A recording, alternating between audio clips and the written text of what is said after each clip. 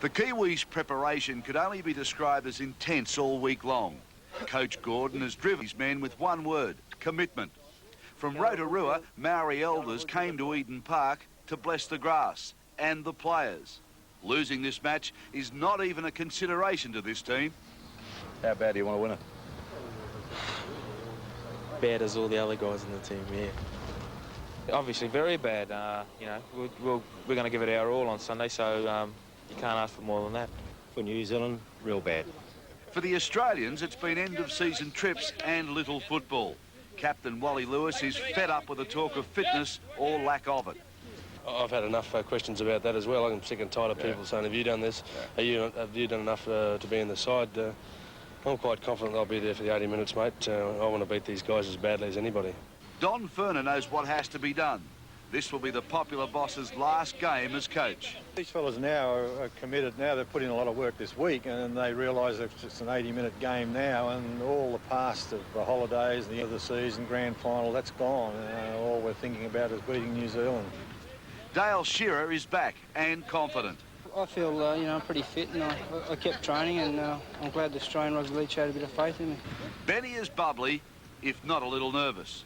If you can be intense off the field, well, you're certainly going to take it on, and I can tell you, you know, that the guys in our camp are probably just as intense, but probably not more publicly known about it.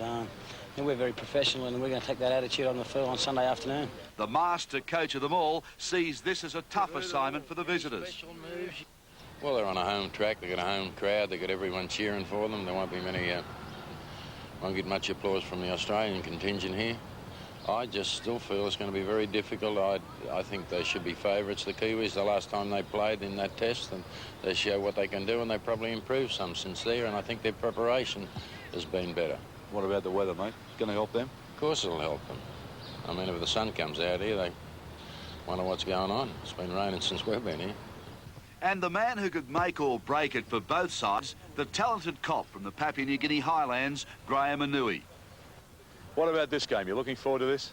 Yes, this is the pinnacle of my refereeing career, and I'm certainly looking forward to it. I think I'll clean up on one aspect of the game, that's the scrummaging. I'll be speaking to both coaches sometime today or tomorrow, but otherwise, it's just going to be another game to me. And finally, how bad do we want to win?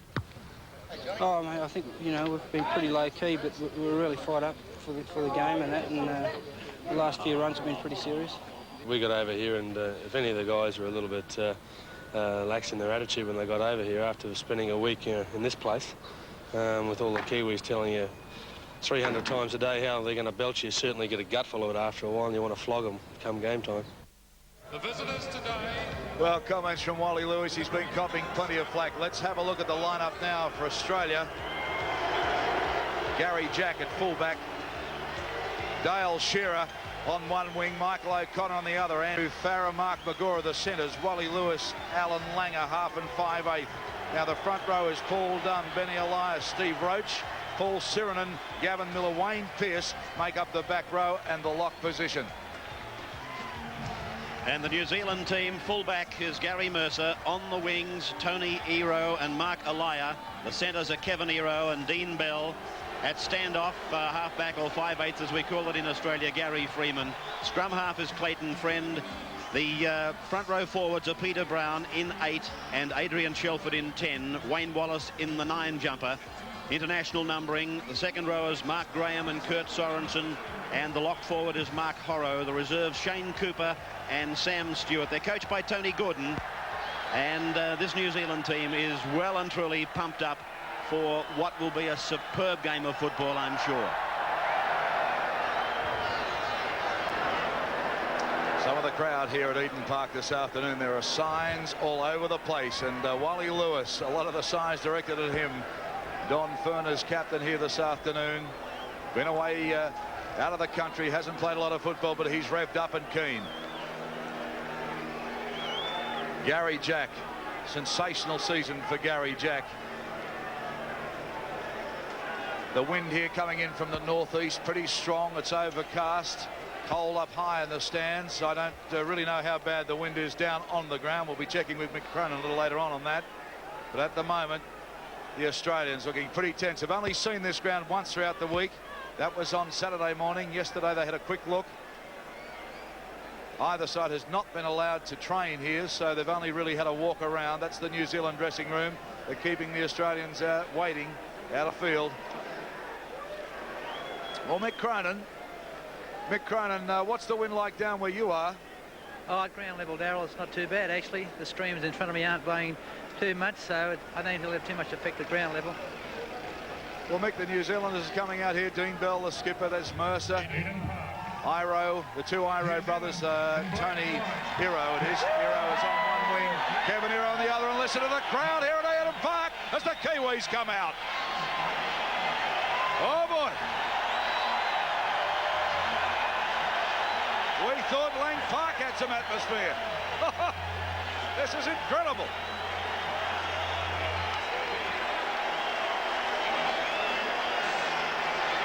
People would be surprised to see Sam Stewart on the bench too in 15, the last man out for the Kiwis. But look at this crowd packed in round the ground, and Ray Warren, I don't know, it's a magic place here this afternoon. The Australians would have to be a little nervous about this, I think. I guess so, Darryl. Of course, 50,000 people, and I think 49,500 of them are, of course, Kiwi supporters. And there's nothing they want more than to beat this Australian team this afternoon. They've had a tremendous build-up here as far as the New Zealand League is concerned. I've never seen so much publicity for the game of league in this country. I've been coming here for a long number of years now, and Rugby League was getting a scant coverage, let me say, by comparison with their national recognised game, if you like, Rugby as it's called. But now it could be that the scales have turned. This morning's Sunday papers, a full 4-page lift out just talking about this game, the final test. The battle lines have been drawn. The Australians still in a huddle. The Kiwis running around to the fans. And this is the World Cup decider, 4 years in the making. Australia's lead-up match at Wellington last Sunday. They won that one 24-12. The invitation 13 they played. They were down 8-0 at half-time. But came back in the second half to take the money. Australia versus New Zealand, 85 and 88 the World Cup. 1985 at Carlisle Park, New Zealand 18, Australia 0. 86 Lang Park, Australia 32, New Zealand 12. That's Graham Manui now, the man in the middle, ready for the toss. Ray Warren. Yes, Graham O'Neill, of course, is the man that had that rest of the world match back in Sydney, and as I made the comment earlier, he might have had an easy game that night to referee. I know he got good reviews from our own Jack Gibson, but this is a different ball game, different kettle of fish, Jack. Well, yeah, we've got to really find out. I think one good game's not going to take him all the way to be the referee, the best referee, but he's certainly, well, he's got fairly good references. I think this will be a far tougher game. Well, Kiwis now ready for the haka. Here it is, the battle cry of the Maoris. Led by Sammy Stewart.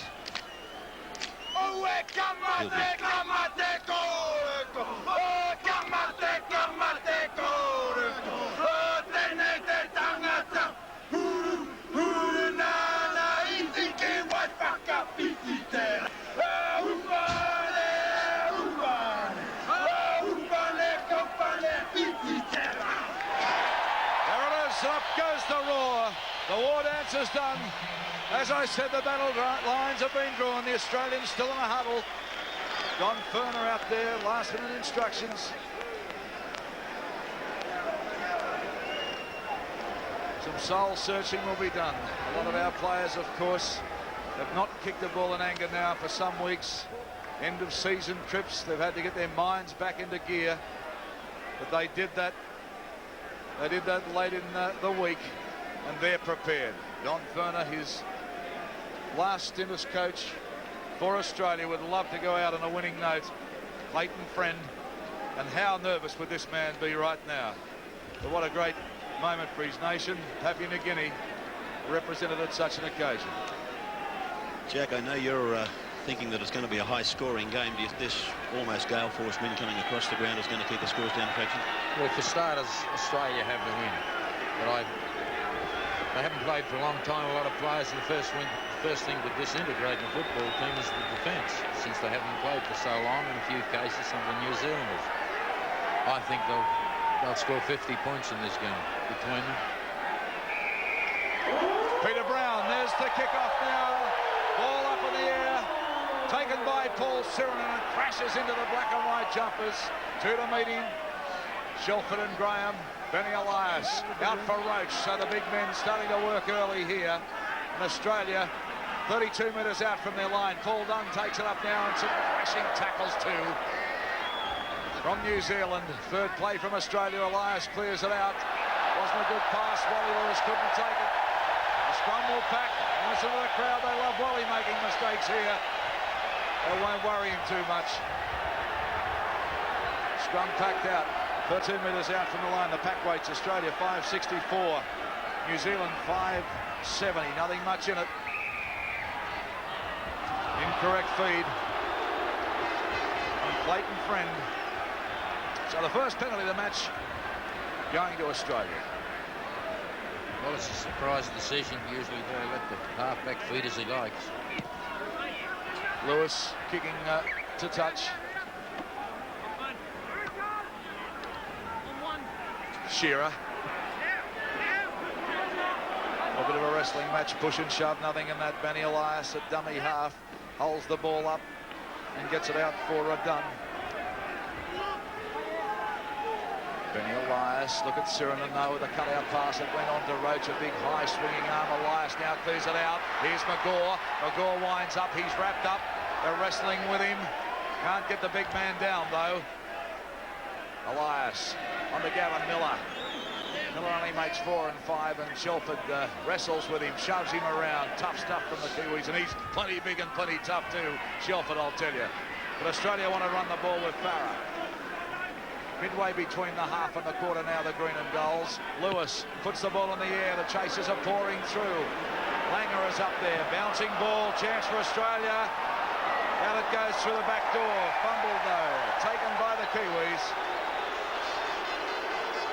Mark Horrow, the lock, was the man who fell off the ball, but he was offside. So that'll force the scrum deep in the 22.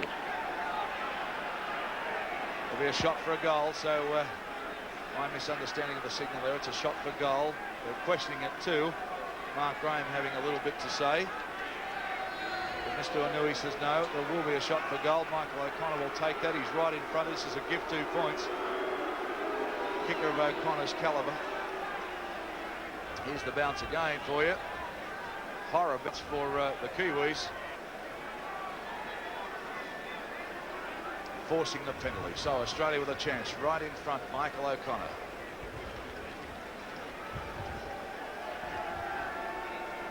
Well, he ruled that penalty that the Kiwis had knocked the ball forward. Another Kiwi player picked it up in an offside position. O'Connor moves into it. There it is. 2 points. Australia lead this World Cup decider 2 points to 0 over New Zealand. Just 4 minutes of play, and already Australia have some points on the board. That won't be the start the Kiwis wanted. Peter Brown, the front row will kick off, and a lone Aussie flag up there. Brown restarts play. Gary Jack has it covered.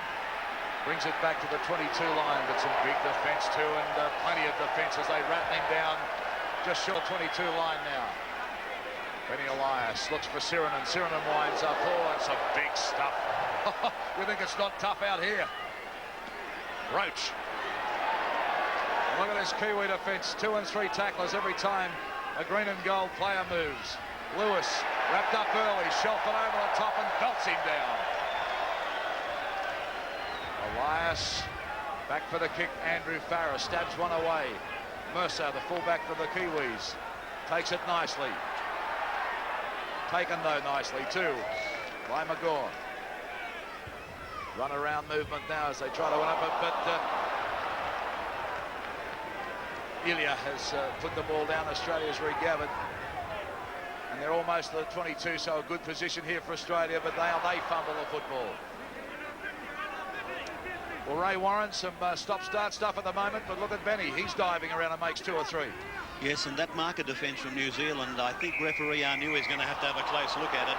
A penalty goes to Australia. They lead 2-0. Now they've got another shot for goal about 30 metres out and almost in front, so it's a chance for them to go to 4 points to 0. But what he's not doing, he's not keeping his markers immediately behind one another. And of course the NZers are getting out and they're nullifying whatever plays we've got off our first receiver. So I hope he puts more attention into that facet of his refereeing in the not too distant future.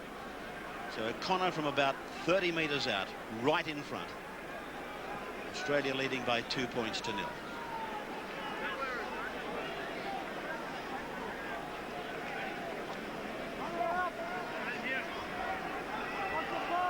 O'Connor of the Australians, the only one to have played at Eden Park. And what memories he would have of his play with the rugby side. His kick is very, very good. Straight over the dot, straight between the tall sticks. And Australia leads New Zealand 4 points to 0.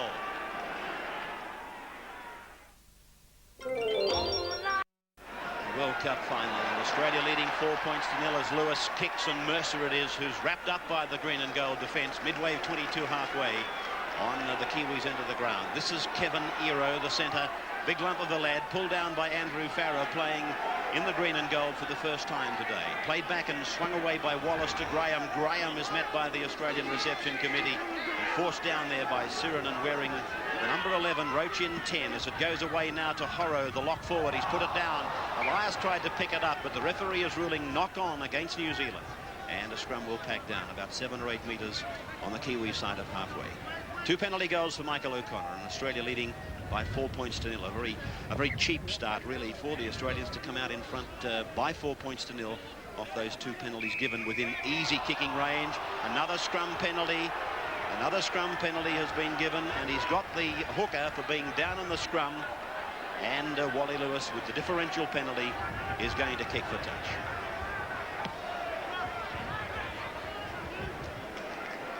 Finds the line just inside the 22.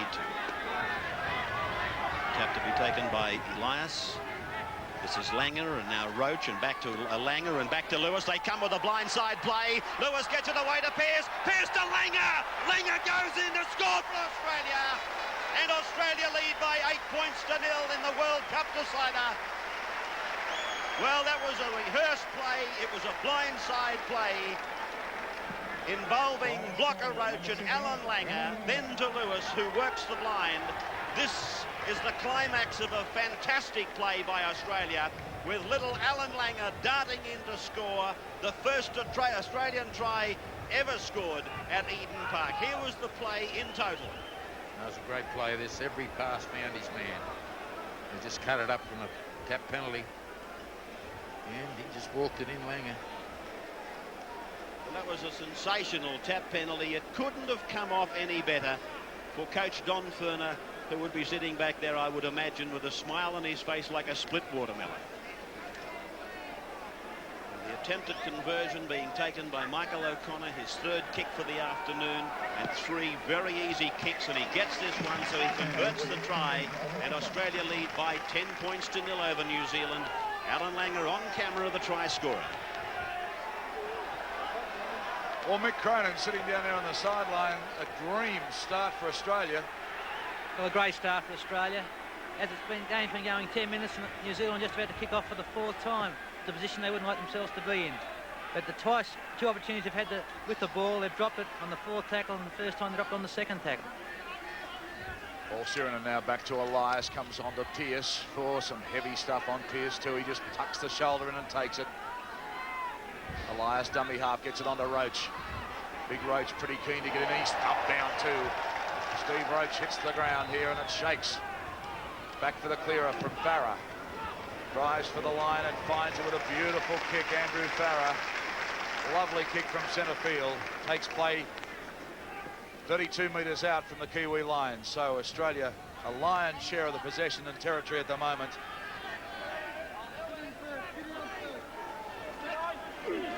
Friend fields for the Kiwis, takes it 2 onto Freeman. He's wrapped up by Lewis though, ball and all. Clayton Friend with a little darting run. He makes 2 or 3, but in they come and belt him down too. And this Australian side fired up. If anything, all of the publicity that's happened in Auckland City this week, and there's been plenty of it as Horro has a slip and gets up again, I think would have motivated the Australians. Jack Gibson? Well, there's a little altercation there with Friend and Elias. But we get to find out what New Zealand can do, because they haven't had possession for more than a minute in the whole game. The penalty this time goes to the Kiwis. Well, I thought that was a bad decision. Friend started that affair. Brown, the pop, the kick for touch. And it'll take play midway between the half and the quarter, Australia's end of the ground. Wallace, the hooker, takes the tap. Here's Shelford. Hard run, bounces out of one, but they come back and get him. Some tough stuff in the centre. Brown takes it up. The big men, the Kiwis, are running it up now, and they're almost to the 22. Back it comes to Friend. Quickly out to Friend. He sees a little gap. Closes quickly, though. And they really haven't made too much ground. As an Australian player down, has not moved. Touch judge is in. Will come on with a play at the moment because it comes out now to Dean Bell. Dean Bell winds up. He gets it to Tony Hero. Hero inside the 22, and the crowd go up. Mark McGaw getting treatment up on his knee now.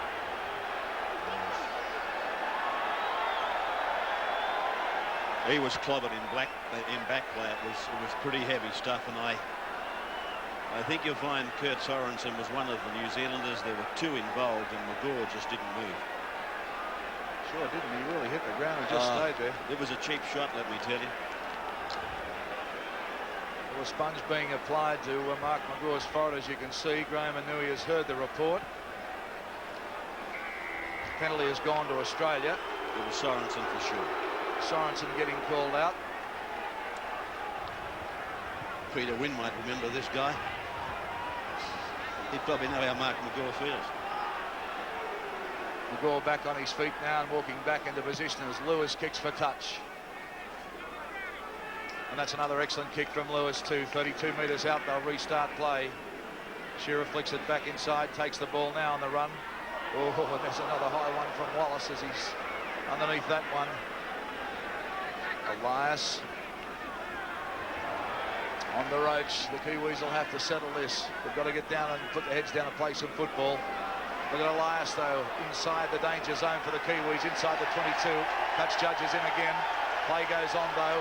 Lewis, there's some high stuff going on. They belt him down 2 and 3. Graham Anui's right over the top of it. There's the touch judge with his flag up, still standing there. And now Mr. Anui's going over for the report. This is Sorensen and Roach, I'd say, Darryl, and you'll find there could be some headbutting reported here. Well, a fiery start from the Kiwis. The Australians are settling down to play football. That's what they want to do. And they're doing it pretty well at the moment, 10 points to 0.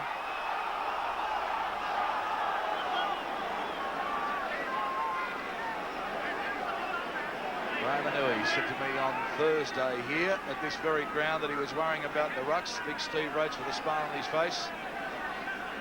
He's having a talk with both captains at the moment, saying settle it down, let's play some football. The penalty goes to the Kiwis this time.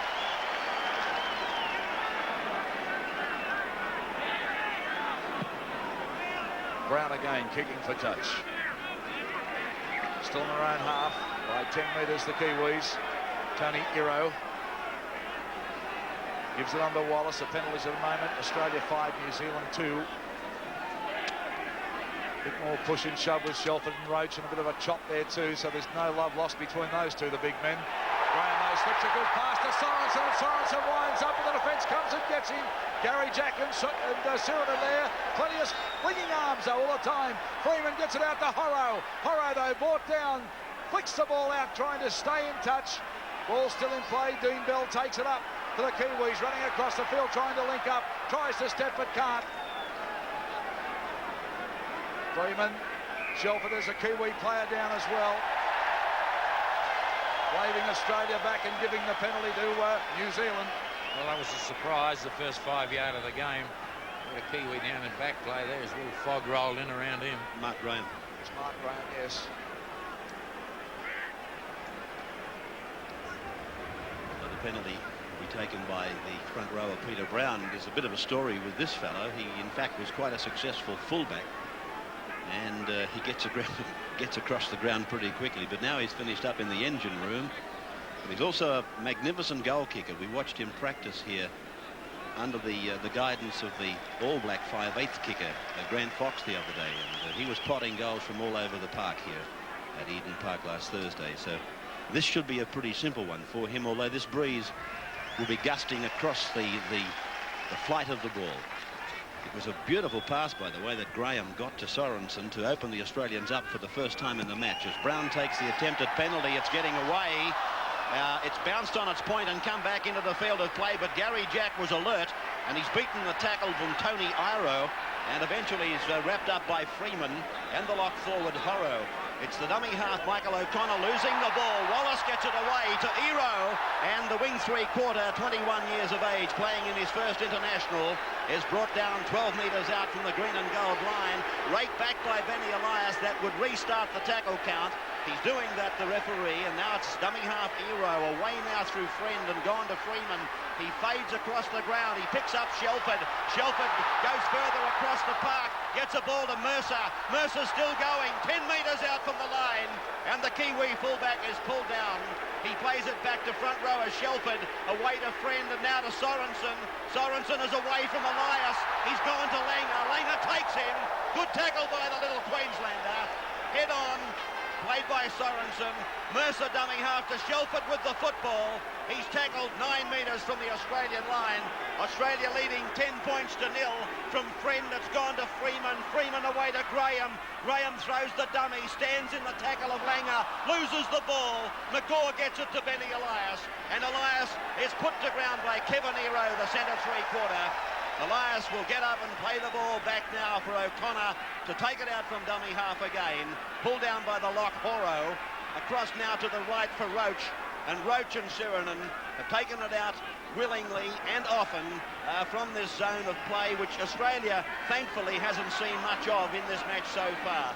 New Zealand have given away a lot of penalties, and that has played into the Aussies' hands. With the breeze in the first half, Farah, probably the most accurate kicker in the game.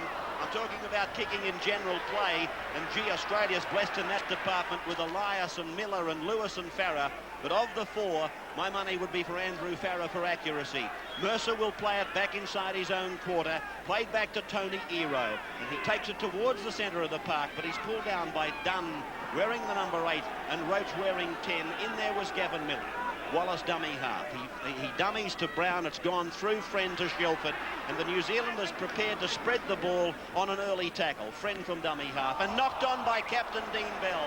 So a scrum will go down. It'll be an Australian loose head, an Australian feed to this scrum just 25 metres out on the north stand side of Eden Park. Australia 10, New Zealand yet to score. Won by the green and golds to Lewis, and Lewis is put down by Freeman, and also getting out of the scrum quickly was Horror. Lewis getting to his feet rather slowly. Langer's the dummy half. The ball is in the hands of Farah. Australia's centres, huge young men with Andrew Farah and Mark McGaw, the centres for this test. Now it's on the 22 line, on the Kiwi end of the ground. A chance here for Australia. Elias to Langer, and cuts out Lewis, picks up Pearce. Pearce goes for the break, and players go left, right and centre. But it's Pearce who comes up and plays the ball to Elias. Roach goes ahead, turns it inside for Sirenen, his Balmain teammate. But he's lost the ball, Paul Sirenen. And New Zealand come up with the ball, played by Wallace. Away now to Clayton Friend, across to Mark Graham. Out wide for Mark Elia, destined for Canterbury Bankstown. And he's beautifully grassed over there on the far side of the ground by Andrew Farah. Coming away with it is Iro. The ball has been lost. It came off the arm of Gavin Miller. It's been propelled forward, so the referee ruling a scrum to go down deep into New Zealand territory. That was a good decision for Australia. They knocked that ball back. I thought it was sixth place to go in favour of the Kiwis. Okay, this scrum the pack now. 30 metres out from the Kiwi line. Langer to feed for Australia. Goes with a feed. Crowd don't like it. Shearer. Centre field. Australia has the option. Lewis. Oh, bad one for Jack, but he picked it up well. Flicks one out for Langer. They pile on the little man. Elias. Roach. Langer on the move, the little Queenslander puts a chip through. Oh, we've seen him do it so many times in State of Origin football. Doesn't quite come off though. Mercer got it, but a good try from little Alan Langer. Well, plenty of pressure on the Kiwis. Surviving that one. Creative play from Alan Langer. He had a look, he had a little gap, put the little chip through. Driven out by Brown now. High ball, almost back to the halfway line. Gary Jack takes it. Has Magore in support. 32 metres out now again from the Kiwi line. Elias gets it onto Sirinen. Sirinen winds up the big man. They come over the top of Wallace, hitting him with everything he can as he goes down. Roach, gee, Australia's big pack are really been trying hard. Wally Lewis has come to the sideline. He's getting some attention there. But Elias now shows the ball, winds up Graham over the top. There's Wally Lewis getting some treatment to a hand. A forearm it is, he's getting bandaged, but we'll stay with the players. Andrew Farah winds up. They get him. Final tackle for Australia. They're in the centre of the ground inside the 22. Elias has a shot for a field goal. Yes, sir. So they're building points, Australia. Elias had a look then, and the option was a field goal. Then he had plenty of time to do it as well.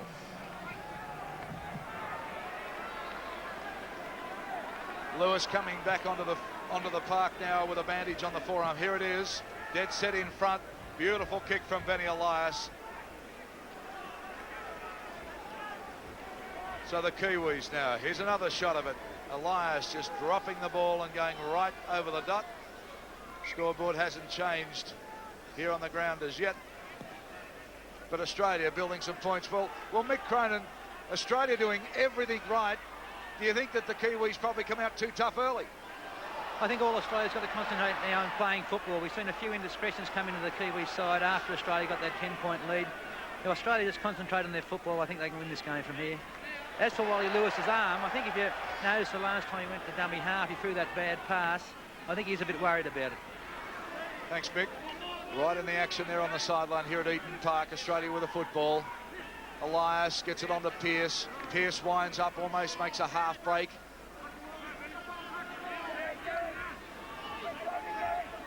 Just waiting now as Australia regroup. Elias puts the ball in the air. Mercer's got to chase across the field to get it. Takes it. Just manages to stay in the field of players. He brings it back, but the Australian chasers are there. Magore and Shearer the chasers. This is Ilya. Can't go anywhere. Too much defence in green and gold. They take him back a couple of metres. Mercer trying everything but this defence of Australia. Eager, keen, hungry. Anything in a black and white jumper, they thump down, and here's the man that they want, Big Shelford.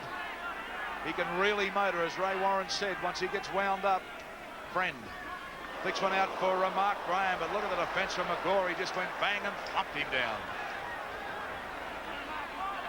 The Kiwis now with a little half break. This is Freeman up there, and he makes a bit of a break. Freeman, oh, Dean Bell can't take it. Shearer gets on the ball and turns defence into attack. Well, Freeman made the break. Dean Bell couldn't take the ball. The Kiwi skipper putting it down. It's the second time he's dropped the ball this afternoon. Critical stages too. Australia now back on the 22. Rough stuff in the rucks. Roach turns it back to Sirinen, and Sirinen takes the time. Oh, and now they come back with some high stuff and wrestling down. The Balmain giant, huge man, centre field. Out it comes to Langer. Long, hard pass. Comes back to from Junior Pearce onto Gary Jack. He can't handle it. Australian player falls on it, but that'll force a scrum.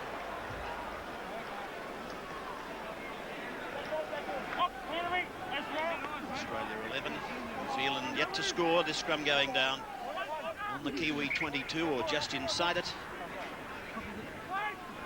And Wally Lewis with that heavily bandaged right forearm. There must be a question mark on just how much longer he'll continue in the game as New Zealand win the scrum, and the 5/8 were almost shaking hands when that scrum went down. Freeman is tackled by Jack coming over the top, and Wayne Pearce broke from his scrum very quickly to make the initial tackle. And Pearce is injured as Bell makes a half break for New Zealand. He takes it into some space midway between the 22 and halfway on his own end of the ground. It's Wallace feeding Brown, the front row forward. He goes ahead. Lewis got a touch. The tackle count should have been nullified by the referee, but it wasn't. And Sorensen will play the ball 8 metres on his side of the halfway. From Wallace to Shelford. Shelford, a willing worker, but the Kiwis are tending to go up, particularly in the forward exchanges, one out. A run around now as Friend works with Wallace, and the ball goes to Freeman. Freeman gets a ball away back to Friend, and then it's across the back of the ruck to Sorensen. Sorensen draws them, gets it to Kevin Ero, and Ero is tackled, not Hill, gets up, goes again, but is pulled down by Andrew Farrer with the help of Mike O'Connor. This is 5 tackles, but really the tackle count should have only been on number 3 right now, as Sorensen puts the kick up off the left foot. Jack is underneath it. Graham's onside, makes the tackle on Jack, and thumps the Australian fullback into the turf of Eden Park. Played now, and it's with Elias giving it to Pearce, and Pearce is tackled, put down by Wallace, the hooker, who plays a bit of second row football here domestically. And now it's Gavin Miller wearing the number 12 in the second row with Paul Sirenen today. And Gavin will play the ball just outside the 32-metre line. 11-0 in favour of Australia in the 4X World Cup decider here at Auckland's Eden Park. The ball being played by Blocker Roach. From Elias, it's gone wide to Langer, wide to Lewis. Lewis kicks. It's a high ball going down to bounce on the New Zealand 22. Takes a left-hand turn. Oh, great kick by Lewis.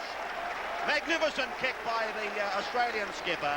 Bounced on its point, did a left-hand turn, and crossed the line on the 22 New Zealand's end of the park. Well, this referee's back to the field as far as the 5-metre rule is concerned. He's given 1 penalty. I don't think there's been a play, then either team has been in front of him. New Zealand winning the scrum. This is Clayton Friend turning to offer the ball on the inside to Freeman, but then holding it up. Freeman to dummy half. It's with Ero, the centre, and now it's with Mercer, the fullback. Lewis had to go in and make that tackle with one arm. I don't know whether it came up clearly on camera, but he went in to make the tackle. He only used his left arm. There must be a chance that Terry Lamb will be coming into this match, certainly in the second half. Sirenen making that tackle there jointly with Ben Elias, but a knock-on has been ordered and a scrum will pack down on the Kiwi 22. A try was scored by Alan Langer for Australia and converted by Mike O'Connor, who previously had kicked 2 penalty goals. If you've just joined us, around Australia on the 9 network, the World Cup final, going live into Melbourne, Brisbane and Perth, and of course to Adelaide. And it's refreshing to know that we're going live into those states with this big Rugby League International. As it's fed by Alan Langer, the little Queenslander. He tries to scurry under the defence, but he's unable to do so. He'll play the ball 20 metres out from the Kiwi line. The dummy half is done. It's gone wildly out there to be picked up by Jack, and again Wally Lewis didn't seem to be keen to pick it up. And there's no question in my mind he's having a lot of trouble getting some feeling in that lower forearm, the right forearm. The ball to be played when Pearce plays it. Only 18 metres out, centre ground. Elias to the left to Gavin Miller. Fades for Sirenen. Still going Miller. Miller pulled down eventually by the centre Ero. A little bit of a scuffle up between McGaw and Freeman in the back. They go the blind, and Roach is pulled down by Freeman, and he'll play the ball. Brown came in to assist in the tackle, or Graham it was. It's gone to the right, and this is Langer stepping and running back into the traffic, and that's 5 tackles gone for the Aussies, and this is the chance that Wally Lewis has been waiting for with the kick. He feigned the kick, gave it to Benny Elias, who puts it up. A good one. It's gone up high, came off Farrer's arm. It's gone back to Elias, but a penalty to New Zealand. He's ruled Farrer in front of the kicker, and so New Zealand take a quick tap penalty. New Zealand now centre field inside their 22, and they've had plenty of pressure with a capital P. Really a lot of pressure on the black and whites, and Mr. Anui comes in the play the ball situation there and gives the Kiwis the penalty. So they've got a chance to get out of that area and get back into Australian territory. Just over the halfway line, they kick finds the mark. Tony Ero now. Oh, well, he's taken the tap and he's lost the ball. It's given it back to the Australians. O'Connor, and Ero comes hard and high from behind. O'Connor's okay though. Sirenen dummy half gets it on to Dunn. Dunn puts his head down and just takes play into the New Zealand territory. Roach, she's been involved, Roach. So is Sirenen. The whole pack willing to work for Australia.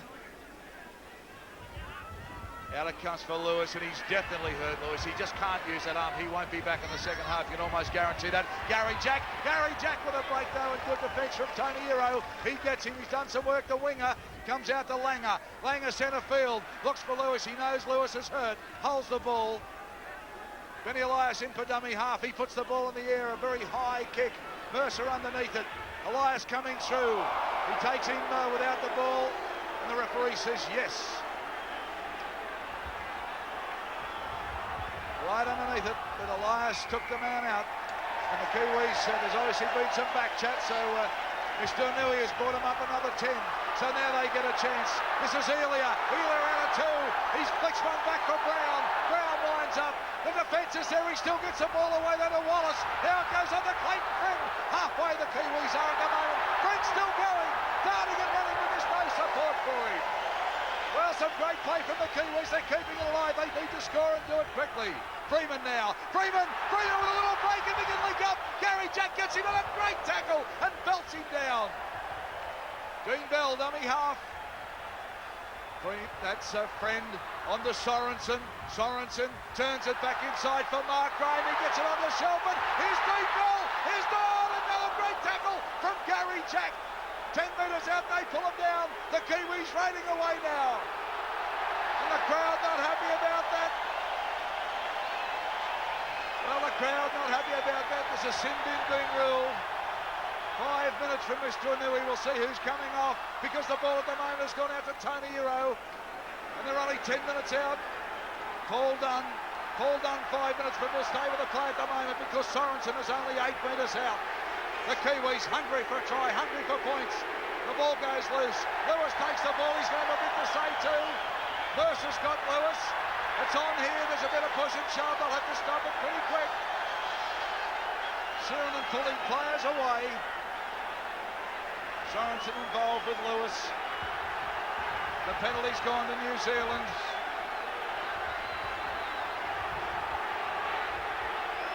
Well, Wally's had a fair bit to say, Ray, for the last 5 or 10 minutes of this match. He certainly has that, Darryl, but gee, I'll tell you what, it was a good time to have something to say. He's just slowed it down long enough to get us into a defensive, organised pattern. I think Wally's got a small boom in his bonnet. Okay, Peter Brown now. Taking the tap. Winds up the big man. Still 8 metres out the Kiwis. Wallace goes to dummy half. Oh, and there's plenty going on, I'm telling you, around the rucks. Plenty going on. Here's Sorensen. He winds up. Slips the ball out to Mark Graham. Mark Graham going forward, but Gary Jack is there. So is Elias. Now they start to throw it out to Freeman. Freeman looks for Dean Bell. Dean Bell sees a little gap. Dean Bell gets a loose ball out. Oh, they just can't take it. Australia come up with it. Oh, and the close one for Australia there. Couldn't take the ball. It was on the bootlaces. Farah for Australia takes it back. This ball game at a fierce pace at the moment. But they're on the 22 line, so Australia with the pressure off at the moment. The Sirenen winds up.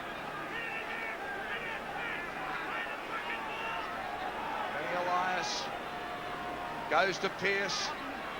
Pearce on to Jack. Gary Jack. Gary Jack.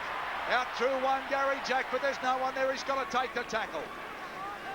But they're back into New Zealand's half. Out it comes to Langer. Langer to Lewis. Lewis really, look, you can see it there. He can hardly throw the ball.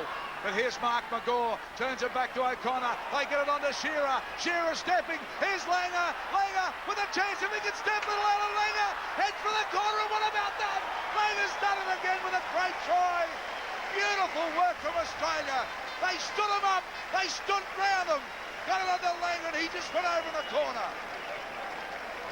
Well, watch this. This is Langer at his best. The little step. Mercer's got no answer to him. The little man's over for try number 2. Langer certainly come from a long way back to pick this up. McGaw got a fine inside shot there for Connor, which he stopped one on the way through. Shearer done his work.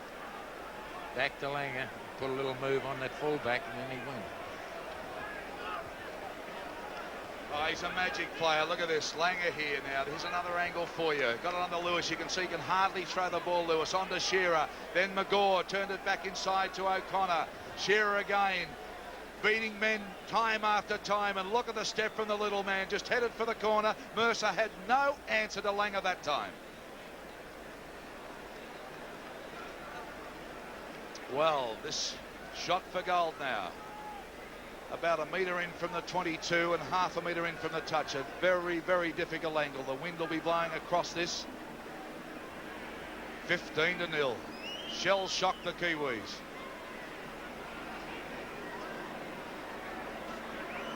Michael O'Connor taking plenty of time about it. Little shake of the head as he gets set. Beautiful kicker of the ball, this fellow.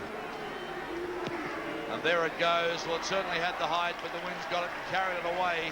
So the score remains Australia 15, New Zealand 0. Match being played before a capacity crowd here at Eden Park. Around 50,000 people. Wally Lewis is coming from the field. Wally Lewis is off the field. I would suspect a fracture of that right forearm. He's been playing very bravely and playing just with the one arm for the last 10 minutes, and Terry Lamb has taken the field for Australia. This is Mike O'Connor now. O'Connor put down by Shelford inside the Australian quarter-way line. Play back to Elias. This is done, and the big Canterbury prop is put down. Three big men have done very well for Australia. They're the ones that we probably were thinking mightn't have a lot of petrol in the tank with the layoff period. But Roach and Sirinen and Dunn. Here's Sirinen now, going out to a point just midway between the 22 and halfway on the Australian end of the paddock. It's Gavin Miller who goes away from dummy half. Good thinking and good play really for Australia. Just a few little dummy half runs in your own territory and then clearing it with the big kick. And here's Farah doing that now. Oh, Farah took one very high after he got the kick in. The touch judges come in too. I should think so.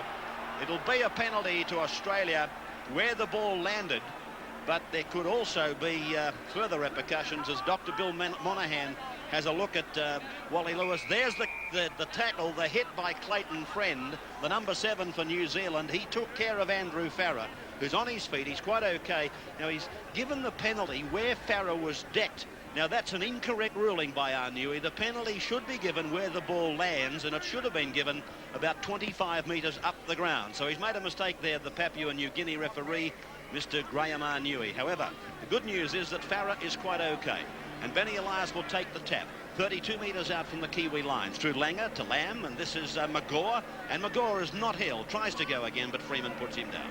Penalties 8-6 in favour of New Zealand.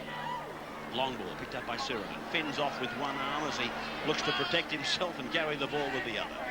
Play just outside the quarter-way line. Dummy half is done. He's back on the field. A long ball from Langer. This is Lamb. A cut-out pass for Farah. Jack is coming in. They've got the extras. And Elia had 2-on-1 there. He had a tickly situation, the New Zealand wing three-quarter. But it's coming back to the left now. And Gavin Miller. Miller's run through a big gap. And Miller goes all the way. He beats the New Zealand fullback, Mercer, and scores adjacent to the uprights. Well, Gavin Miller's been toiling hard, and that was all Gavin Miller. It's a happy Wally Lewis and Don Ferner. They can almost smell the prize money at this point in time. With Australia going in, Langer 2 tries, and now Gavin Miller picks up a touchdown adjacent to the posts. Well, this was all but a one-out affair. He saw some space and went for it. But the big play there was Pearce. Pearce put a little decoy in for him and just give him the extra 3 or 4 yards he picked up necessary to cross the line. Great play from Miller. So Gavin Miller joins Alan Langer amongst our try scorers. Langer has scored a duo, and now Gavin Miller has scored a try for Australia. He's been to England playing in the early part of their season, and he travelled back, in fact, with Steve Roach to be a member of this squad as Mike O'Connor prepares to take a conversion attempt from very close proximity, but the very strong breeze blowing from the northeast just delays the attempted conversion a second or so. Half-time, only a matter of 10 seconds away as O'Connor prepares to add the extras, and Australia lead by 21 points to 0. Australia 21. It's been a marvellous performance by the green and golds. There were people who really thought Australia had no hope at all in this match today, and we had some smart aleck comments passed to us like, I hope you've brought your handkerchiefs and all the rest of it. They were really cocky and supremely confident as you watch another angle on the Miller try. Pearce made the try possible. I thought he might have bungled it completely, Gavin. It would have been very embarrassing. Well, Jack Gibson, you must be totally proud of the Aussies as they leave the field 21 points to 0. Well, they deserve their lead, but I've got to say this. Even though the penalty count looks like being 8-6 in New Zealand's favour, they've had far more possession. Time of possession, they've really commanded it, Australia. Well, there it is. We'll be going to a break now and then coming back, and Darryl Eastlake will be on the sidelines talking to one of Australia's greatest centre three-quarters ever, and certainly one of the world's greatest point scorers, Michael Cronin. That'll be coming up on the other side of this break. Welcome back to Eden Park. The half-time break, 21 points to 0, Australia in front. An amazing tally of points. But the one little man that really has taken this game by the scruff of the neck is Alan Langer. Let's have a look at try number 1 for him. Tap to be taken by Elias. This is Langer, and now Roach, and back to Langer, and back to Lewis. They come with a blindside play. Lewis gets it away to Pearce. Pearce to Langer. Langer goes in to score for Australia. And Australia lead by 8 points to 0 in the World Cup decider. Well, that was a rehearsed play. It was a blindside play involving Blocker Roach and Alan Langer, then to Lewis, who works the blind. This is the climax of a fantastic play by Australia. That was a great play. This every pass found his man. They just cut it up from a tap penalty, and he just walked it in, Langer.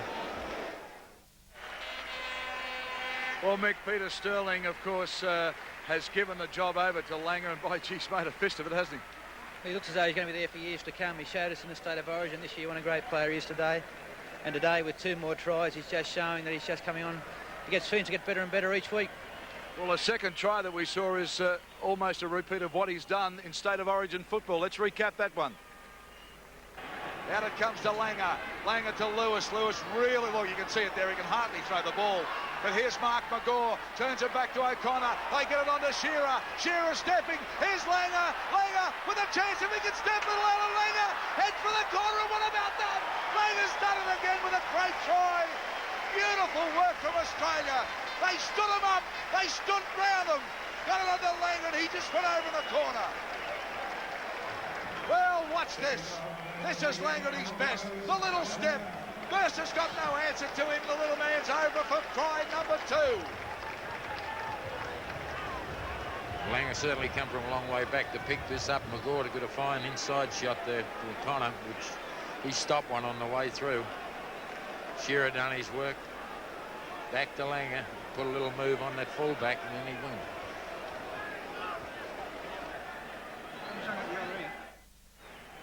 Well, Mick, great stuff from the little fella. Australia just want to play football.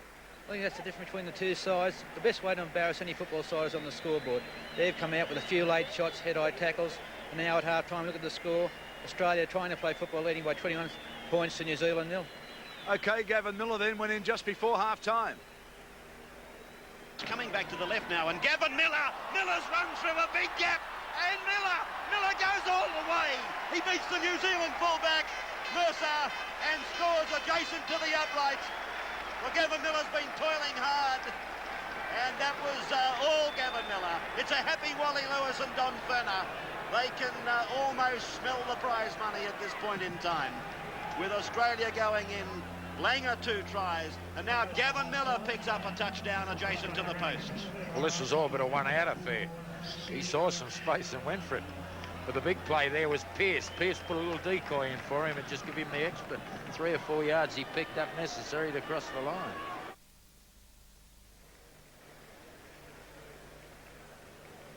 Giving us a scoreline there of 21 points to 0. We'll take a break, be back shortly.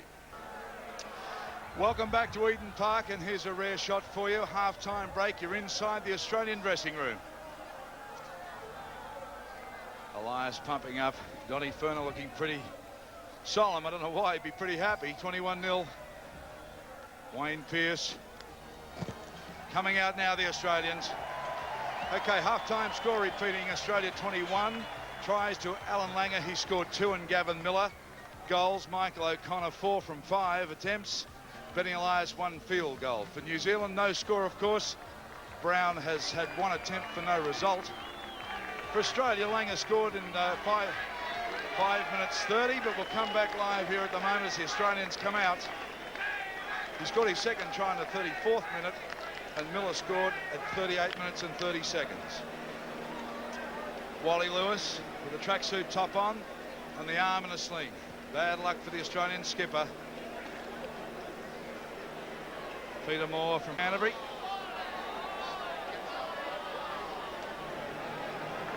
The Kiwi room still locked.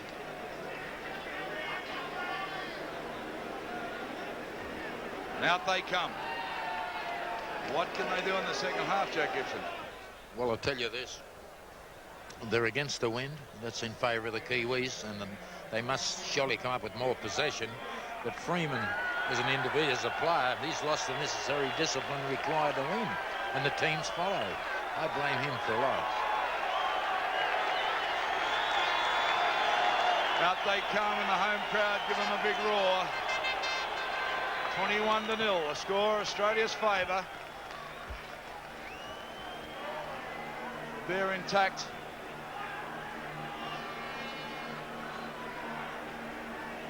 Terry Lamb on for Australia. Good moment for Terry Lamb, and they'll lose nothing with this fellow. Mr. Nui coming out now.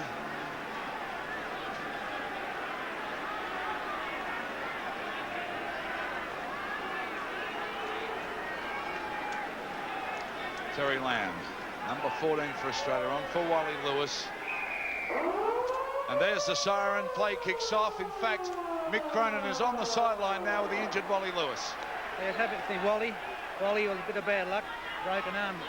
Yeah, Mick, I did it early in the piece there. I just copped a bloke's head in my forearm in a tackle, and I thought I busted it. I didn't really know until I tried to pass the ball and it rolled along the ground. I was pretty sure then. Well, I saw that pass. It wasn't one of your better ones, but it's probably an excuse for it.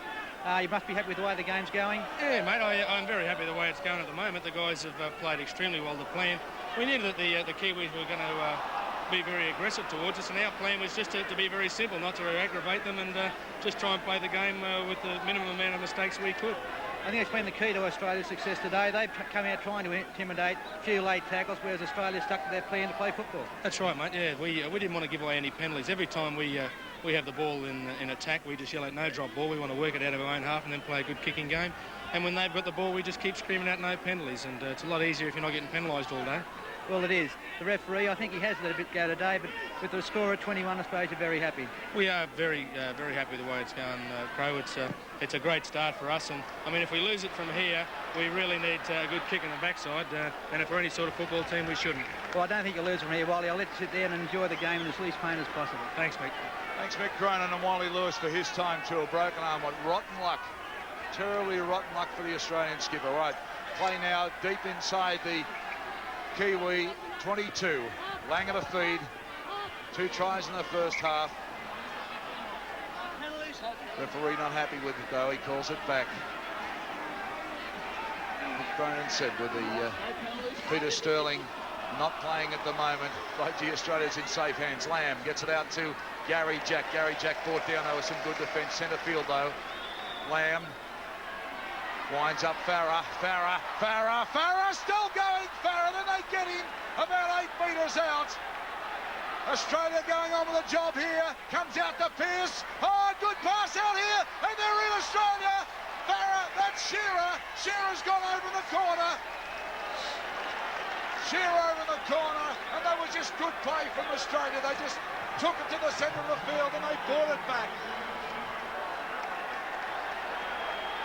Dale Shearer back in the big time after a broken jaw. Gavin Miller got the pass on now. Look at Shearer. Shearer just stood him up and went in the corner. Well, something like the last combination was Miller and Pearce. This fullback of the Kiwis, he came up short in defence a little. But they had possession early, and they lost it. Australia come up, won a scrum, and they're in. They forfeited that early possession, the Kiwis. which led to this try. Dale Shearer would be just delighted to be back playing in the green and gold and scoring a try. Michael O'Connor now with another difficult attempt, virtually on the junction of the 22 and the touch. 25-0. What a whitewashing by the Aussies at the moment. That's a horror. That is a dreadful kick. They'll be real happy to forget that one. Right? Yes, Mike O'Connor is somewhat of a perfectionist. And Australia leading by 25 points to 0. So referee Graham Newey has the problem now of sorting out this skirmish that took place between mainly Sorensen and Sirenen. And of course, Friend was involved with Benny Elias. In fact, Friend had a couple of goes at 2 players. And he's been sent to the sin bin for 10 minutes. So Clayton Friend, 10 minutes in the sin bin, and really he probably can think that he's got off light, Jack Gibson, because he's been throwing plenty of fistics around here at the park this afternoon. Well, the incident would have died, but he resurrected it. He lit the fire. He came in 3 or 4 metres throwing punches. He was going to solve the Kiwis' problem by a punch. At least you've got to think about that for the next 10 minutes. O'Connor plays it, Elias to Langer, and now it's Roach. Roach met by the Kiwis, and Sorensen and Shelford, 2 of the players prominent in defence, with Brown, Langer, Dunn, Shelford in number 10, and Horrow in 13, Freeman coming in late. Elias switching the point of the attack through Langer and Lamb, and now this is McGaw. McGaw doing some light stepping, and he's finding a passage. Makes a gain of about 7 or 8 metres before Bell and Freeman come in to put McGaw on the ground. I knew he's standing over the top of the action, telling them to get off him as Elias works it to Langer. Now it's with Lamb. Lamb goes to the gap, gets a one-hander back there for Roach, backing up. And Roach will play the ball on tackle number 5. On behalf Alan Langer, he has scored 2 tries. This man has scored 1, Miller. He flicks it out the back. It's gone from Shearer, and it's with Pearce. I thought one of the Kiwis actually got a touch to the ball, and I was expecting the tackle count to be nullified, but I knew he felt that it didn't occur as I saw it, and he's given the turnover now. The turnover instruction in New Zealand with Elia tackled in the centre of the ground, about 35 metres out, not quite that from his own line. And so the crowd urges the New Zealanders to do something to relieve this embarrassing situation, this embarrassing scoreline of 25 points to 0. Shelford goes ahead, met by Gavin Miller, who's been toiling, as I said earlier, for the Australian side in both attack and defence. Graham standing, looking to offload, but he's pulled down eventually by Wayne Pearce and Benny Elias. To the right from Wallace and then to Brown. Brown puts in a high kick. It's getting down towards the Australian 22. Gary Jack fumbles it, then has to recover, and he's coming out from his own 10-metre line towards the quarter. Comes to Freeman. He's pulled down by Freeman, and coming over the top, locked forward Horrow. Farrow's the dummy half. This is O'Connor. Mike O'Connor running across the ground. In fact, he's lost ground. He must have lost about 5 metres, tackled by Tony Iro, the elder brother of the centre. Now it's McGaw. Elias, and that pass from Elias has gone forward. There's no question about that, and the referee is ruling the knock on rather than the forward pass. And the scrum will go down right in the centre of the field, about 20 metres out from the Australian uprights. Here's a penalty going to New Zealand. And he's got Benny Elias for packing into the scrum incorrectly. So it's a differential penalty. And the Kiwis, who've got, as I said, a tremendous problem on their hands here, down 25 points to 0. Sure, they've got the breeze at their backs, but I doubt that this Australian side is going to let them back into the game as Brown kicks the ball backwards to find touch. Well, they never had a flag for that occasion. They're on the 25. He's certainly a Nui here. He's given them, they were back a good 10 then, and penalised Australia.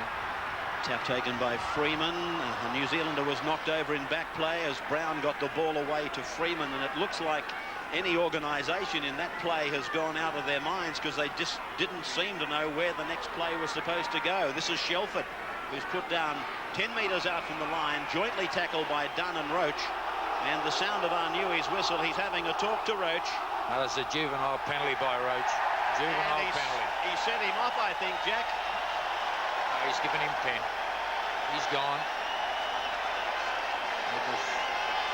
Well, that was an elbow as Shelford was down. Watch this, because you'll see Roach, he's had one there. Now when Shelford hits the ground, watch this. No, they've missed the shot there on the replay. Maybe it come up here. Here it is again. Shelford is the New Zealander tackled. Dunn is underneath. And Langer, I believe, is also there. Now here comes Roach down over the top. The elbow goes across the cheekbone and the forehead of Shelford. And Roach is gone for 10 minutes. Well, there's plenty of booing going on here, but there's plenty of niggle going on. Roach has a little wink as he goes down the tunnel of the boos. Here's Brown with the kick, and the Kiwis are finally on the board. 25-2, Australia lead New Zealand in this World Cup decider. Right on their 22 now, get it out to Sorensen. Sorensen thumps his way 4 or 5. A 31-point margin, the biggest ever by Australia in Brisbane 1978. But here's a little break now from Freeman as he goes downfield, gets it on to Mark. Graham McGaw takes him though from behind with some good defence, but the Kiwis with a bit of a roll now. Can they go on with this and get some points on the board as Brown links up out wide? He gets it to Iro, Kevin Iro. Mercer. Back for Bell. There's a kick across field taken by McGaw. That it was a poor kick. It went straight to McGaw. He's centre field, still in Australia's half. New Zealand's biggest margin by 24 points was a 49-25 victory in Brisbane in 1952. So Australia on the way to a record if they can build on the score they have now, 25-2. Still plenty going on. The ball goes loose. Gary Jack picks it up, but the referee says no, we'll have a scrum. Centre field just in New Zealand's end of the ground.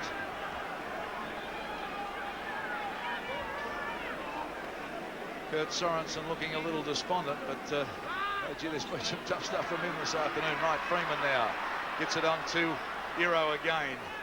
Hasn't been allowed much room to move by the Australians, this fellow. Well, he thumps the ball down, but Jack, they're making silly mistakes. Well, they got to push the play. And the security is certainly not part of their game anymore. They've got to push the last pass. They've got to try and get up, play a little quicker. They've got to hope for a kick. They've got to hope. They've probably got no hope. Wally Lewis looking on. Scrums, Australia 4, New Zealand 5, so pretty evenly matched there. Having a lot of trouble with the scrums too. Penalty has gone to Australia. 8-11 the scrums. Australia's way. Penalties, I mean, Australia's way. Farah now takes the kick for touch. Right on the 22 line. So Australia now with another chance. Elias. On to Langer. Out for Lamb. Quickly on to Farry. Can't handle it though. Scramble for possession. And that's wasted possession by Australia because the Kiwis have the ball now. But again, players pulled up in the playing of the football. Brown kicks for touch. Drives the ball down. So now the Kiwis have some territory. And we see him put a try on. Shelford. Australians being waved back again. Well, the Kiwis have just pinched about 60 metres here on the run, with hardly putting a pass in as Mark Graham now throws it out to Shelford. Shelford with a stupid loose pass. Australia handle, they dive on it. Scrappy play all over the place. Langer puts his hands on his head, but the Kiwis have got a penalty. I think Mr. Anu is getting a little travel sick or something, but he's coming up with decisions that are pretty hard to work out. This crowd, I've never seen a bigger crowd so quiet. But then again, they want to clap, and then they look at the scoreboard and it stops them. Brown now ready for the kick. Well, Mick Cronin, this game was played so well in the first half, but by gee, both teams having some handling problems. They are having some handling problems. I just wonder whether New Zealand's got enough time to kick 11 more goals. At 11-0, they wouldn't take a shot at goal in the first half. Now at the score of 25-0, they've had 2 shots at penalty goal. I think there's been 22 penalties awarded. I can believe that. I think there might be a few more awarded before the day's out. Comments from a man that carried the colours for Australia so proudly, Mick Cronin. Peter Brown, the Kiwi kicker. Up it goes. This time he gets the flags up again, so 25 points to 4. Australia now lead New Zealand in this World Cup decider. Well, the decisions by the New Zealanders in regard to taking easy shots at goal from penalties are a little bit hard to follow. I can recall at 11-0 they had 2 opportunities given to them and you could have thrown it over. And then they've had a sequence of penalties just in that passage which Darryl was describing to you. And again, they opted not to kick, and then finally they come up with the decision to take the 2 points. So there's a lot of indecision out there, and it could be they're lacking in leadership from Dean Bell at the moment. As we find Mercer now taking the play more towards the centre of the ground, and he's injured a leg. He's obviously had a clash there with Paul Dunn. Dunn came up clutching his head. Mercer's clutching at his left knee as Brown is tackled by Suriname. Play in the centre of the ground on the 22, and Graham runs hard and strong and steps free from Gavin Miller's tackle, reaches the halfway. Good run by Mark Graham. As the ball goes to the right, the run around between Friend and Bell, and then a long pass, and Tony Iro puts it down. As Jack Gibson so rightly pointed out, when you're behind by this margin, you've got to push the passes, you've got to take the chances. But that was right down Tony Iro's throat, and he put it down, the simplest of catches. The New Zealand hooker just refuses to pack into the scrum legal, but that scrum was won by Australia, and Arnui allowed play to go.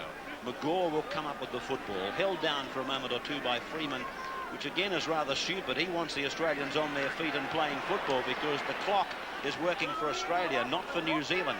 And this is Jack who's going to play the ball now. About 7 or 8 metres his side of the halfway. Paul Dunn goes ahead, reaching the halfway almost. Tackler was Brown. To the blind side from Elias. It's with Sirinen, and a blockbusting run by Sirinen to O'Connor to Jack Langer. Oh, I was about to say that Langer was going for the treble, and he put it down, and a scrum will form about 18 metres out from the New Zealand line. What a memorable match it will be for Alan Langer, but how much more memorable it would have been with a trifecta of tries, Jack Gibson. Well, the simplest part of the game eluded him. Just went to ground. He was home. He would have put that ball wherever he fancied. Maybe the pass from Jack was a little bit low, but it's a bit hard passing to Alan Langer. He's not built very high. As New Zealand win the scrum, the run around is on as Horrow worked from the scrum with the 5'8" Freeman. And he gets up and plays it. Across the ground, Mercer from dummy half, popping it up to Bell as Blocker Roach comes back onto the park. I must admit I was confused by the signal given by the referee at the time of the Roach incident, but 10 minutes in the bin as Bell cuts out the Australians. Farah does well to cover. Iro is the man with the football, and eventually Dunn goes in. No hanky-panky from the Canterbury prop, and he puts him down. Freeman, a run around with Bell, and now it's Sorensen straight ahead. He gave the ball back to Benny Elias. Elias can't handle. It came off the boot of a Kiwi, and then Lamb tried to recover. As New Zealand send a replacement into the game at Shane Cooper, number 14, and it looks to me as though the fullback will come off. Well, Gary Mercer has had a sad day here at Eden Park with rugby leagues. What is it, 72 years or something since they played league here, and Mercer has missed 3 Australian attackers, and it's been a sorry and very forgetful day for him as Australia gets a differential penalty from the scrum. Shane Cooper on. Freeman will go back to full back in number 6. Friend will continue to work the scrums, and Cooper will go to standoff or 5'8". Well, Mercer's clutching at his rib cage. It may be that he's injured. Maybe I've been a little bit harsh on him, but he has had a terrible game. He had a collision with Dunn 5 or 6 minutes back. Now, I was under the impression that differential penalty had been given as we find Mercer going back up the tunnel. It could have been a foul play penalty from the scrum. I must admit that I thought it was just a straight up and down differential, but O'Connor's kicking for goal. 30 metres out right in front. Well, all I can deduce is the penalty was given for foul play from the scrum. If that be the case, it's not a differential penalty. That's fine. I accept that. But here's O'Connor now from right in front, and 30 metres out. It's gone wide. And no further addition to that scoreboard. Australia continues to lead in the World Cup final. The 4X World Cup final. Australia 25, New Zealand 4. The Kiwis now take the ball away from the 22. Sirenano picks it up. He gives it to his Balmain teammate Gary Jack. He brings it back toward the halfway line. In fact, tackled almost on the halfway line. Gary Jack. Horro, the tackler, comes on to Roach. Roach shows the ball, but has lost it. And Mr. Anui says we'll have a scrum. Shane Cooper, the new player on, was the man that came up with the ball for New Zealand. This scrum, the pack pretty well on the halfway line. There's a bit going on too as you look down from where we sit here at Eden Park. Cooper gets it on to Iro. Very quiet by G. We saw him score a great try for the rest of the world against Australia at the Sydney Football Stadium, but he's been quiet tonight. Here's his brother though. He winds up. Been pretty involved in the first half, Tony Iro. Brown takes it up. He swings one back for Cooper. No, Wallace it was. This is Shelford. Shelford just throws the ball wildly in the air, and it's plucked out of the air by the Australians. Mark McGaw, the man that has the football. Benny Elias, dummy half, looking for runners. It's Gavin Miller he finds. No, it was Wayne Pearce. Wayne Pearce, now it comes out to Langer, on to Lamb. Lamb gets it back to Pearce this time. Pearce running across the field, trying to link up with the wingers, but can't. Playing it back now, Gavin Miller goes on to McGaw. 18 minutes of this match remaining as it comes back to Benny Elias. The touchline, and will he find it? The ball rolling. It looks like a great kick. Yes, it is. Great kick from Benny Elias. He just had a look. Ball down, and he's found the line about 15 metres out from the Kiwi line. So deep now in the 22, Australia. Mr. Nui having trouble with the scrums. Moves it across. I think he's getting a little tired, Mr. Arno. He can produce a penalty any time. He just pulled that one out of the air, didn't he? Yeah, he thought one out. Hardly had time to pack that scrum, but anyway, the Kiwis have driven the ball now down to Australia's half. The score, 25 points to 4. Australia leading. Shelford now. Shelford hard and fast, but in they come. When he touches, in comes the defence. Wallace on to Brown. Brown winds up. Brown still going. Brown, if he can get it away to Horro, he does. But no, he doesn't. Horro was the foil. He ran through. Now Graham gets it back to Friend. Out to Sorensen. Over top to Iro. Iro trying to link up with his brother, but can't. Brother moves into dummy half. Tony Iro comes out to Dean Bell. Dean Bell dummies around, spins, pivots, dances, but gets thumped down for his trouble. Kiwis nice and deep as Friend now. Friend darting around looking for a gap. Flicks one out. Taken by Brown. He's on standing still though. Going nowhere. Tackled on the 22. Cooper. Out for Freeman. Freeman onto Sorensen. Sorensen up the middle if he can link up, and he can't. Change over possession this time. It was a great tackle by Pearce. I think he's come up with the football too. And there might be an injury there. Gavin Miller will play the ball. Well, Miller done the shot. Gavin comes up with the ball. Both players very similar from the height with the headbands and whatever. But anyway, play now to the 22. Australia with the ball. And Australia with the score. 25-4 they lead. Paul Dunn takes the settler. Langer pointing out wide. Takes the ball now, the little man. He gets it on to Sirenen. Sirenen out of one. Winds up. They belt him down this time, though. Benny Elias looking to Terry Lamb. Will he go that way? No, he doesn't. And there's some pretty hard and high stuff still going on.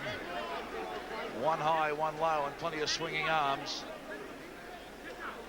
Elias from dummy half puts the ball in the air, but it's out on the full. He waved back. So Benny looking to create some play, but just kicked it too high, too hard, and the scrum will pack. Still in Australia's half. Kiwi ball. Cooper. Clayton, friend of dummy half, looking to Dean Bell. Gets it to Bell now. Bell winds up, tries to do the step, but no go. Miller's around his legs. International numbers today, we remind you. And, of course, this is the way that we'll see the premiership numbers in the future in Australia. And I guess it's about time we fell into line with the rest of the world. Sorensen, Friend, Cooper, back to Friend. Out wide for Iro. He takes it on the first bounce.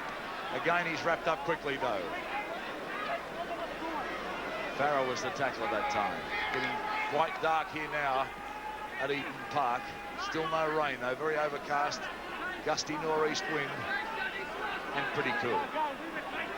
Torrential rain here earlier through the week, and the ground in magnificent condition. It dried out well.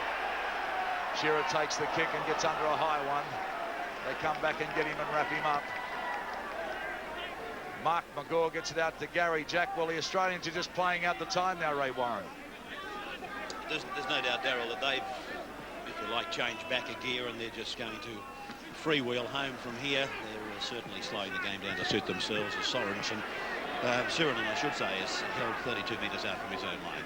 He's had a very strong game, Paul Sirenen. He's been one of the better forwards on the park as Roach goes to within 10 metres of the halfway now. Down by forward Shelford, and Elias it is who works it to the right for Gavin Miller, who's been very busy Miller. In fact, he's probably the man that I'd be voting for if there was a man of the match vote to be awarded. Iro makes a break for the Kiwis. He's going to go all the way. Yes, it's a try for Kevin Iro. Well, he's a very talented player, and I was about to make the comment that Farah and McGaw had done a good job on containing the New Zealand centres, particularly Kevin Iro. And all of a sudden, he was into open space. He got inside Sirenen. Dunn chased. Then Jack came on the scene late. But Iro is in to score, wide out, the first New Zealand try, 25 points to 8. Well, he received this ball from Friend. He got a little space to move. And from then on, he just beat Jack on pace. He's got plenty of it. He's got speed to burn, and he's a big lump of a centre. And there he is on another angle replay. He had Paul Sirenen really on a plate. He was going to have no trouble standing Sirenen up. Jack, as always, chases to the last vital second. And the kick from the sideline from Brown is unsuccessful.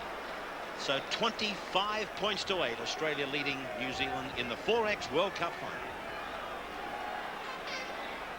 Australia with possession on the New Zealand 22, leading 25 to 8. And here's Lamb with the grubber kick in behind the defence. And the Australian player was pulled down in pursuit of the ball. The referee said play on. Well, that's a pretty hard decision to follow. Michael O'Connor has now had something to say to Arnui. But the referee has given a penalty against Terry Lamb's tackle on the New Zealander. And so the Kiwis with the penalty 10 metres out from their line. Brown, the front rower, takes that penalty. As number 15 comes on for the home side, Sam Stewart coming on. Shelford is tackled. They're 32 metres out from their own line. 10 minutes of time remaining, and again they've made that elementary error. 25 to 8 then in favour of Australia. Well, they got 14 on the football paddock. I know them. Still waiting for a play to come off at Shelford. It's going to come off, Jack. And there's a dust up on the scrum. It's on now again. Sorensen again involved.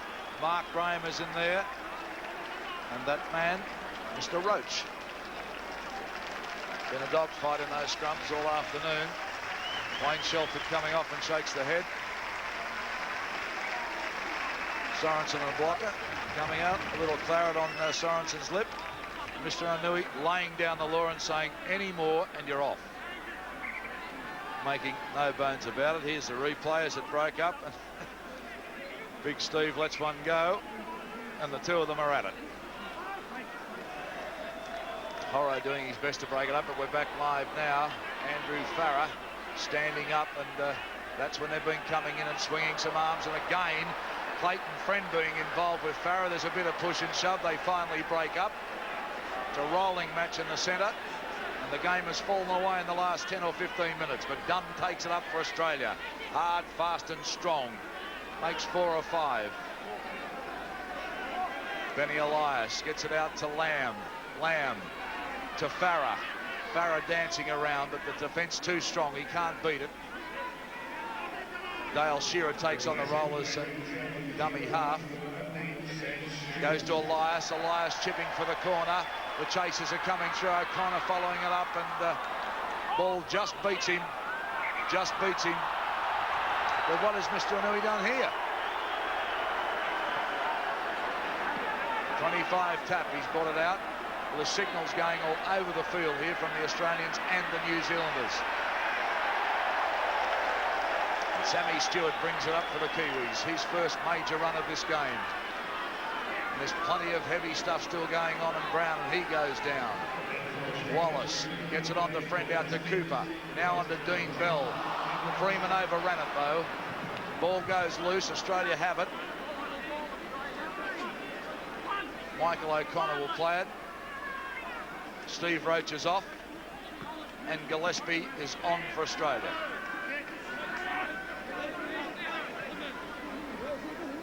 Australia with the ball midway between the half and the quarter. Benny Elias flicks it round now for Gary Jack. Gary Jack goes 3 or 4, stands up. Now they get him down. Back to Elias, on to Langer. Langer gets it out to Miller. Miller with a little break. Miller inside the 22. Couldn't link up though, Miller. Gillespie dummy half. Now Benny Elias moves in, says my job. Langer flicking one around. He gets it back to Lamb. Lamb turns it back inside to Shearer. Too much defence though for Shearer. They've lost the ball. The Kiwis have it. And again there's a punch up on. And it's really on. They all come in now. Trying to break it up. It's Freeman and Shearer throwing punches here. Well, it might be cold outside where we are up high, but let me tell you, it's hot down there on the field. Plenty being thrown, plenty being said.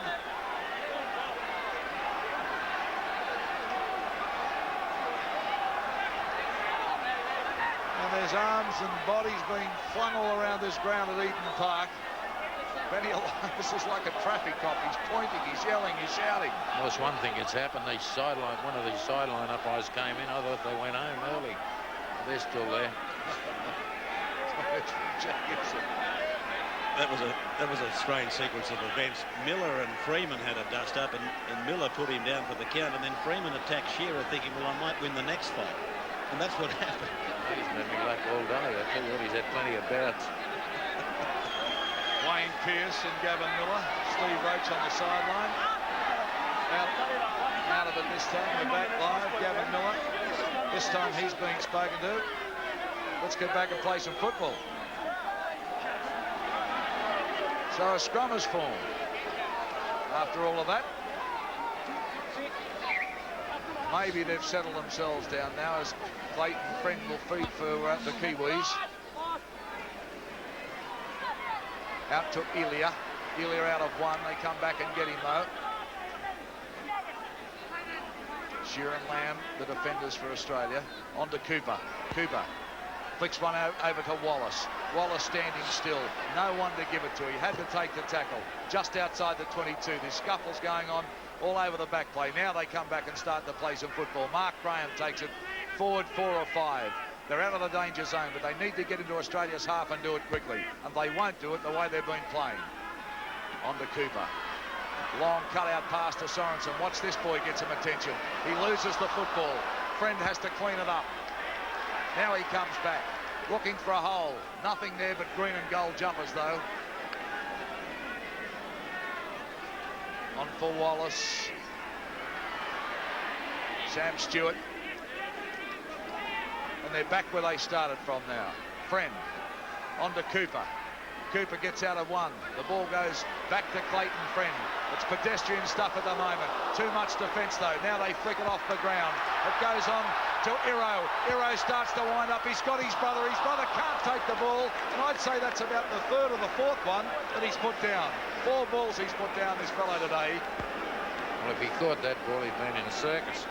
Well, I was about to say they weren't easy, most of them, but still. OK, we're into the last 5 minutes. Ray Warren. And 25 points to 8 in favour of Australia. And a lot of people, as I said earlier in the commentary, were telling us that there was no way we could beat New Zealand here this afternoon. And they had plenty of fun, let me say, with some of the jokes they've been firing at the Australian contingent during the week. But that old saying is, he who laughs last, laughs loudest. And I'm pretty sure those 13 representatives, 15 now for Australia, will be laughing long and loud when the full-time siren sounds here at Eden Park this afternoon. Sam Stewart is tackled just inside the Australian 22. And it's away to Brown, the front row forward. Well, this referee hasn't done any harm down here. They've landed a long white cloud. The penalties are 17-9 in favour of New Zealand. Some stupid, spiteful things going on out there. Far too many really to describe. As we find Freeman running across the park. Many of his teammates have done that today. Iro is looking for the opening to cross the 22, but it is firmly shut in his face by Paul Dunn. As it goes to the right from Wallace to Graham in 11, he's inside the quarter with a nice little step, and he picks up Elia. This is Tony Iro. Iro coming back inside the ground, infield, and getting it to Cooper. Now Cooper's run backwards 10 metres. Brown lofts the ball over the top. That's Horrow, the lock, with the ball. McGaw goes across and makes the tackle. Both he and Farah have been strong in defence today. They've let a couple of little breaks go, but for the most part they've been strong. Sorensen gets the pass to Cooper, but Cooper drops the ball with the line open. Knock-on will be ordered, and a scrum will pack about 8 metres away from the Australian line. 3 minutes of time remaining now. We've got 3 minutes to score 17 points.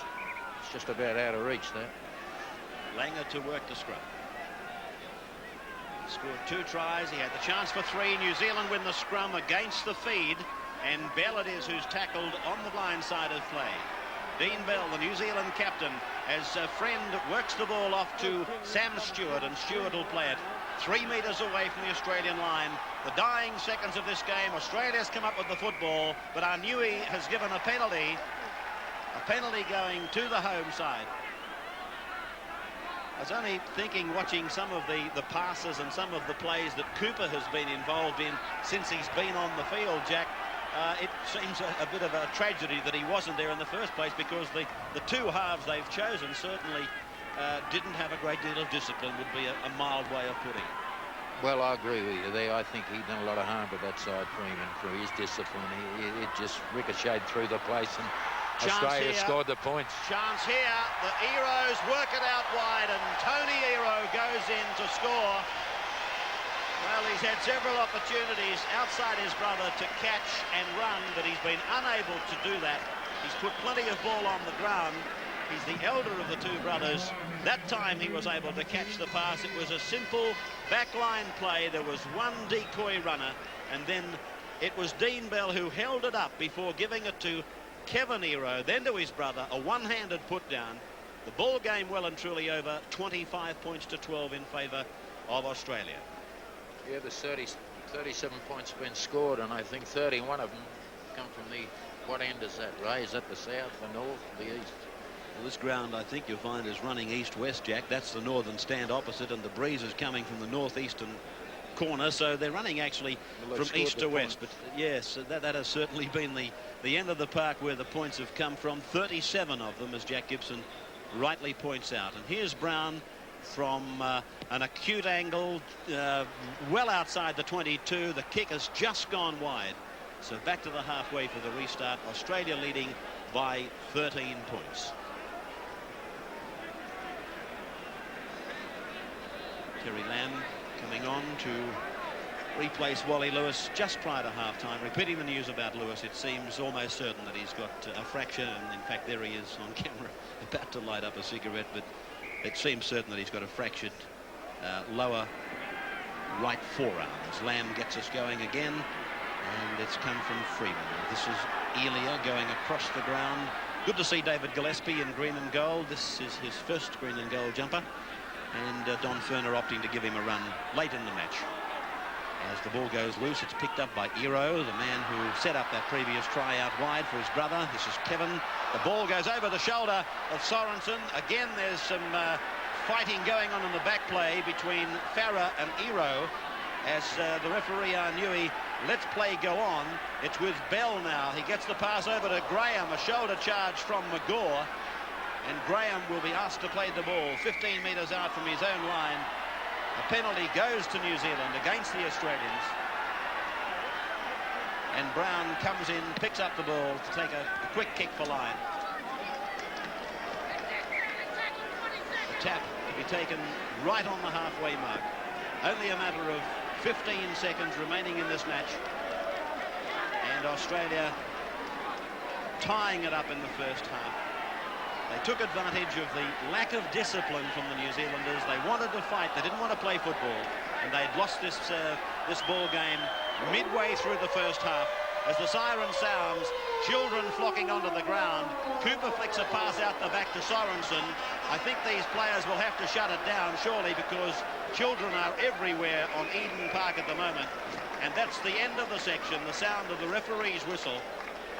And Australia are the World Cup holders at the end of the 80 minutes, with a decisive scoreline of 25 points to 12. Langer, he scored a couple of tries. A very happy Wally Lewis. The Australians, I guess through all the publicity that they've been reading here during the week, and certainly none of it very favourable about them, have been inspired by that pro-New Zealand publicity. And they've struck back at their critics and struck back very, very strongly. Their first half, of course, was machine-like. Their second half, I guess they were conserving as much energy as they possibly could. They were on the downhill run. Gavin Miller has played a superb game. There's no question about that. Wayne Pearce, he played strongly, but I thought Gavin Miller was probably Australia's best. I'll go along with that. I thought he had a great game. He contributed when he ran to run the football and to score some, stop some points being scored. I thought McGaw's defence was great. Yeah, well, I thought both McGaw and Farah in the centres were very strong. As a very disappointed New Zealand captain, Dean Bell, makes his way back to the home dressing room. Well, they can't win at home with 19 penalties in their favour against 9. There's got to be some points in their right. Just running down this scoreboard for you, and Langer 2 tries, Miller and Shearer a try each, O'Connor 4 from 7, Benny Elias a field goal, and for New Zealand, Kevin Iro and Tony Iro scored tries, and Brown kicked 2 from 5.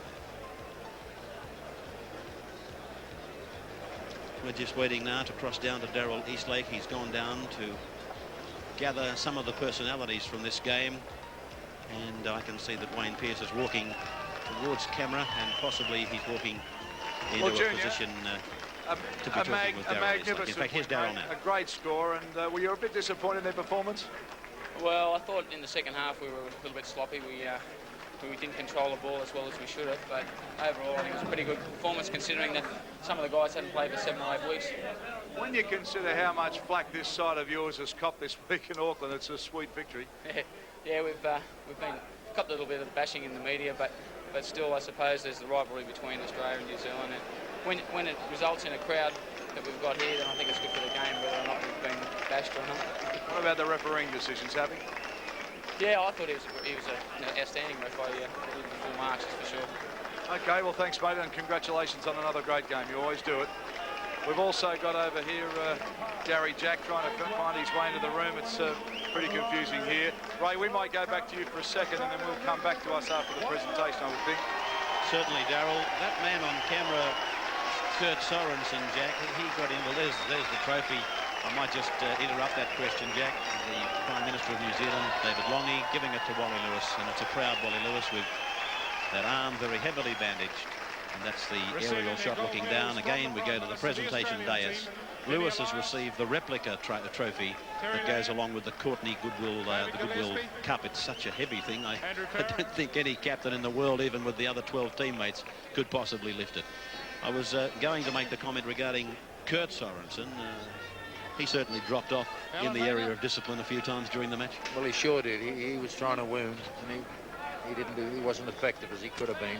But I think Wayne Pearce, from my point of view, must suffer a little concussion here because he thought he was a brilliant referee. I thought he lost it somewhere down there through the second half, that referee. I think he got out of his depth badly there.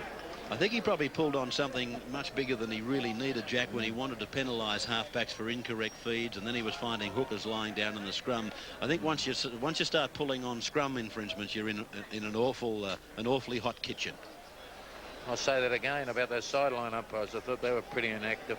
There wasn't much happening from that area. But I certainly blame Freeman for a lot of the undisciplined part of it. You know, very disappointed in him because why I say that, he's got a hell of a lot of talent. And that talent, he left that in the dressing room and come out there and want to be aggressive at the wrong time in the wrong place. Let's go back to Darrell Eastlake. He's with the Queensland halfback and, of course, Australia's halfback, Alan Langer. Alan, what a memorable game for you. 2 tries in that first half, sensational. Yeah, certainly was, but I was disappointed to knock the third one on. It could have been a hat-trick, but not to worry, we've got away with the game, and it's a good effort by all the boys. What about this side? I mean, you've come back from the death, really, to have a very convincing win. Yeah, it certainly has. Like, we've been training well all week, and we've been together for a couple of weeks now, and certainly we had a hard match against Wellington the other day, and this that capped us off for this mighty game today from When I say you come back from the death, I mean, everybody had written you off in this town. You had no hope to win it. Yeah, it certainly was, and the crowd didn't expect this win from us, but we're all glad we done it now. Well, we've seen you do it in State of Origin football. Now you've done it at this level. I mean, it's the same thing for you, just exciting. Yeah, it certainly is, and it's the biggest thrill of my life, certainly to win the World Cup final. Well, there he is, Ray, the dynamic little man from Queensland that had such a fantastic game with those 2 tries in the first half. Thank you, Darrell. Yes, Alan Langer. Certainly, what a feast of halfbacks we've had in the modern era. Mortimers and Sterlings and now Langers, and of course I've probably forgotten a few, including Greg Alexander. We'll take a break from Eden Park. We'll be back with more of our coverage of the World Cup final, won by Australia 25-12. This is like Australia Square on a Saturday morning here. It's really busy. Well, Alan Langer's just been named man of the match, but Gavin, you had a fantastic match again. Well, thank you, Darrell, but deservedly so. Alan, contribution to our team today was, especially in that first half, was immense, and you know, he laid the platform for us to go on with the job, that's for sure. Well, the one thing you guys did was play football, and they wanted to turn the biff on. Well, we've been in for some criticism all week. You know, they've called us loudmouths, beefies, everything that you could describe. As you know, you've been over here for the week, and you know what it's been like. We've had to play under a lot of adversity. The crowd was a very parochial crowd, and I think it's been a tremendous performance from the Australian side to be able to put in such a tremendous effort today. What about that atmosphere out there? Something else? Well, that's true. It's you know, it's very reminiscent of my experience at Wembley. Even though to play for your country and win the World Cup and to remain world champions, you know, I don't think there's any substitute for that, Darrell. Congratulations. We have Dean Bell, the New Zealand captain. Gavin, thanks for your time. Thanks, Darrell. Wonderful match. Dean, can we just have you to come in, please? The New Zealand skipper, I guess it's not the time that you want to talk to us, but what went wrong out there? Oh, we just didn't control the ball, really, you know, just the basics. We set out to do that, but it didn't happen. We had a bad first 10 minutes, and it just sort of got worse from there on.